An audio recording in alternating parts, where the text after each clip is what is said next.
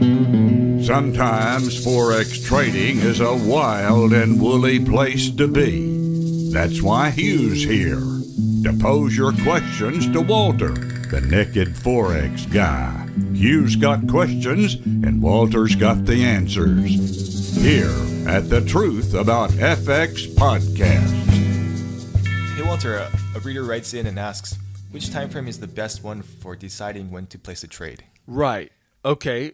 So it's kind of like asking the question, which kind of woman is the best for being my wife? like what, that's the same kind of thing. Like, what is the best kind of dog to have as a pet? Well, I don't know. I mean, what do you like? So really it's going to depend on what is your time frame for trading. So if you can sit in front of the charts for 6 or 7 hours, maybe you'll trade the 1 hour charts or the 15-minute charts or the 30-minute charts. If you want to spend 40 minutes a day looking at the charts, then it's probably going to be the daily. If you can check in the charts every so often, 3 or 4 times a day, maybe you can trade the 4-hour charts. It's really going to depend on what you have in terms of time.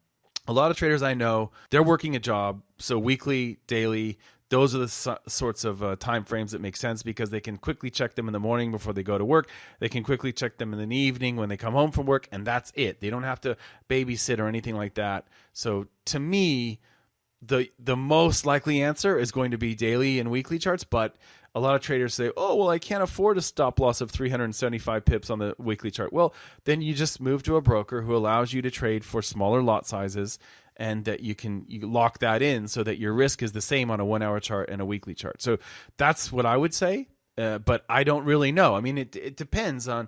Now, the other thing is people are going to say, well, how do you confirm if you've got a trade on the 1 hour or the 4 hour?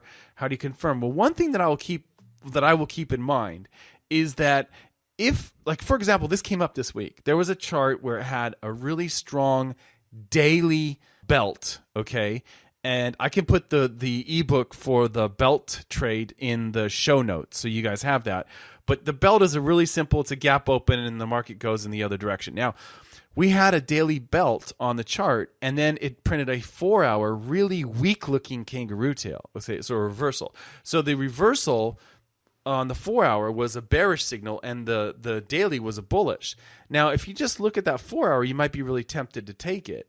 The problem was that the daily was so strong as a bullish signal that 4-hour candle probably just signified that it was going to just retrace a bit against the daily bullish signal, and it was going to eventually go higher. Now, we still don't know the answer to this. The moment is just simply retraced a bit in alignment with the 4-hour candle, but I suspect that the daily will win out and it will go higher. So this is a long-winded way of saying that if it comes down to push or shove, I will almost always go with the higher time frame. So if I've got a 4-hour sell signal and I look at the daily and it's got this massive bullish buy signal, then I'm not going to take that sell signal. But some of you are thinking, wait a minute, the market's always going to turn around first on the 5-minute and then the 15 and the 30 and the 1 hour and the 4 hour. And that's true. That's absolutely true.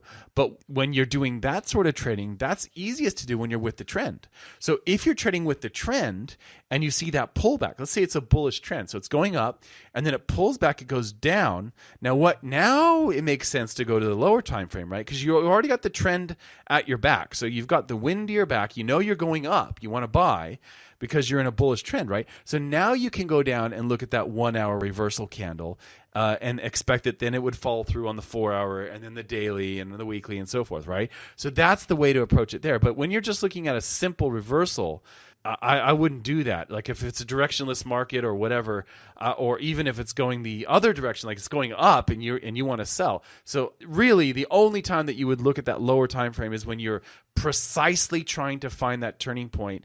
And the best time really for that is when it's a retracement against the dominant trend. So that's and there are, look, you go into a bookstore or look on Amazon, there are literally dozens of books on that simple idea. There are traders that build fortunes on that simple idea, which is wait for the trend. Once you see the trend, wait for the pullback. And once you see for the pullback, drill down on the charts to the lowest time frame you can stomach and get your entry there. There's a whole bunch of books, starting with Come Into My Trading Room with Alexander Elder. That's the first time that I saw that concept in a book, but lots of traders will share this idea with you, and it makes a lot of sense.